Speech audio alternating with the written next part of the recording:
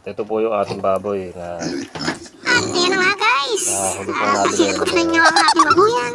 Ay, okay na po sila guys. Yan po, pakita nyo ang Ito kanilang lang po. taba. Sakto na po itong isang buwan pa lang ng ating baboy. Mawamutang po namin yan guys.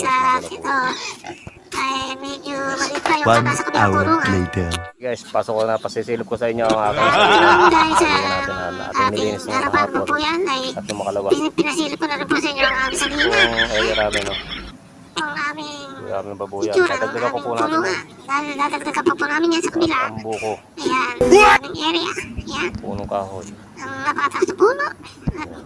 Nalista rin po natin ang salina natin, guys. Para walang ahas. Nice.